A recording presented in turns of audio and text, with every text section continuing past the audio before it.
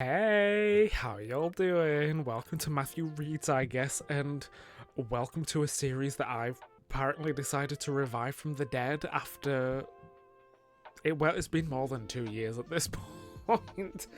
Like, even before I started making my notes for this video, I looked up when the last Trope Talk I did was, and it says it was April 2023. Did not mean for it to take this long for me to make a second one. Oopsie. To be honest, truth be told, one day when it comes to this channel, I did just have a bit of a crisis of what I wanted to do, like content-wise, just because I realised all I was doing was essentially making book reports. Because, like, let's be real, all I was doing was, like, talking about books for, like, 10-15 minutes, and I wanted more than just me talking about books. I wanted to talk about other bookish things. The brain has been struggling to come up with ideas. I've got some, and obviously I see other people on booktube and the kind of things that they do, but at the same time I don't just want to steal their content.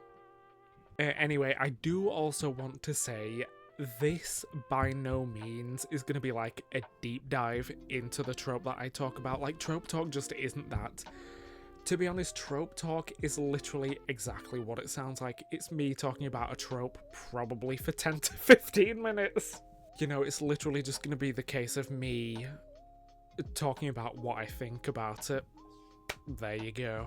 Anyway, so I did go ahead and look back at my original Trope Talk, and, you know, I saw that I just immediately started gushing about fake dating, which, I'll be real, that hasn't changed. Like, I still love that bitch. Conversely, on the other end, bury your gaze. Bury your gaze is my mortal enemy, in fact, when it comes to tropes. Actually, I say that there probably are some tropes that I'm gonna hate even more than bury your gaze, but they'll just come in, like, genres that I tend not to read. To be honest, it's simply because, I mean, bury your gaze isn't specifically romance. I just am more aware of romance tropes just because I tend to enjoy romance.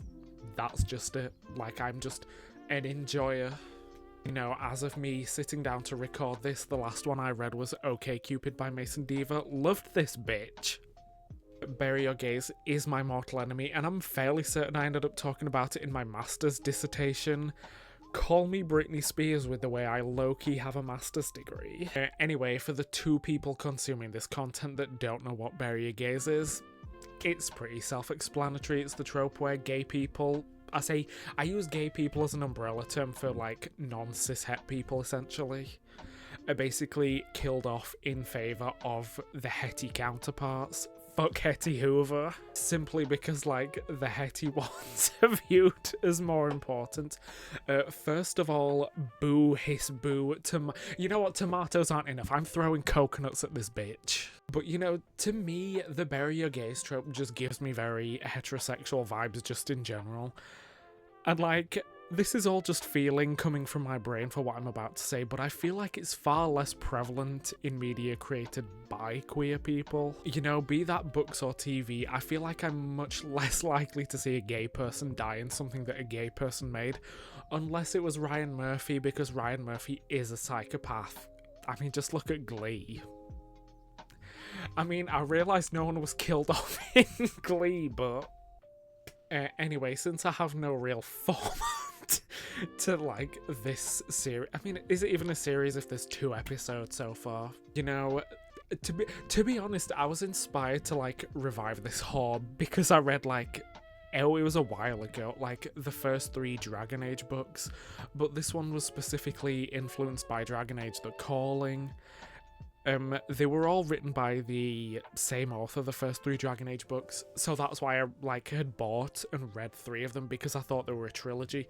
Turns out they're not, they're just 3 books written by the same person in the same universe. But yeah, the 3 of them, I believe they came out in, like, 2009 to 2011. I was in high school then, not to age myself. Someone might watch this video who wasn't even born then. If you weren't born in 2009 to 2011, that's upsetting. But for context, in Dragon Age The Calling, if I'm not mistaken, there were only 2 openly queer characters that I can remember. But also, don't worry, wait.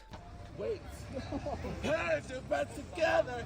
Every protagonist in those 3 books was straight, so you don't have to worry. And the books made sure that we knew they were straight, even if it did not pertain to the plot. Like, love that.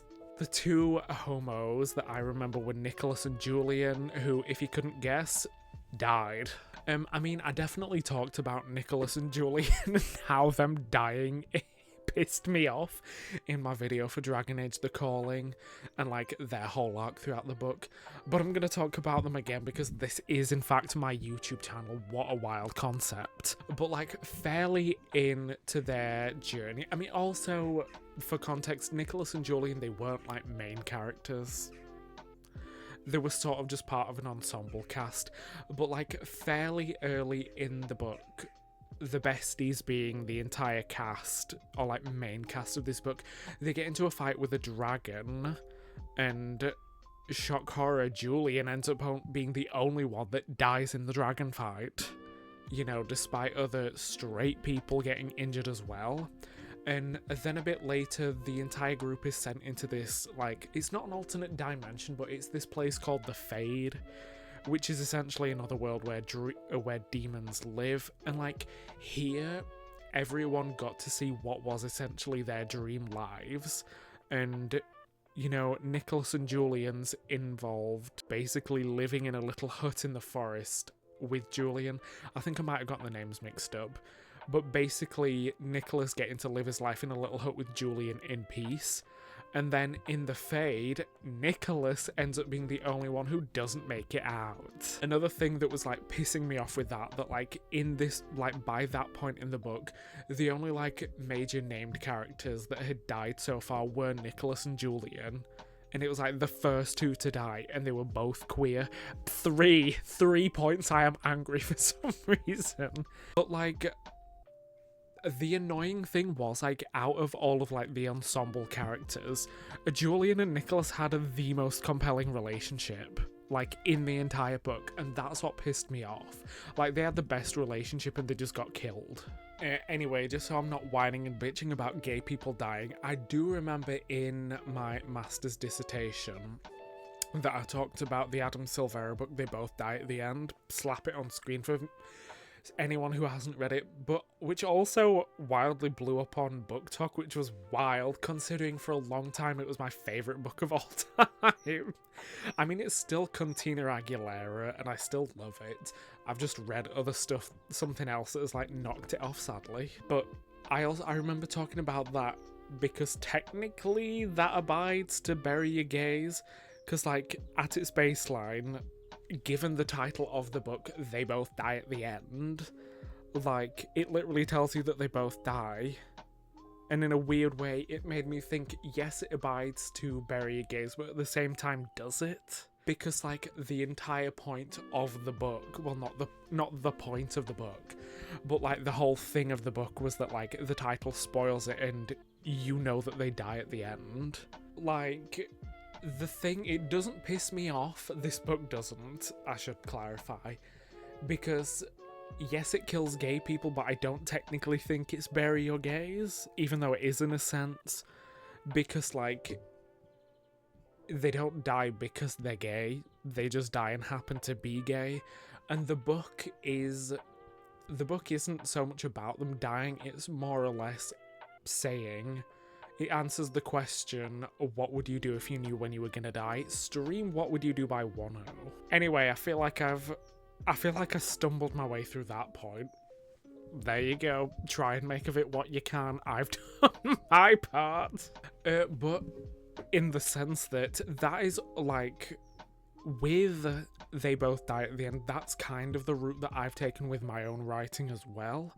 Because, like, the majority of it is queer focused and has queer main characters. However, if I were to kill them, or, like, make them have some kind of unfortunate ending, it would never be because, like, the reason them being queer would never be the reason why they were sad.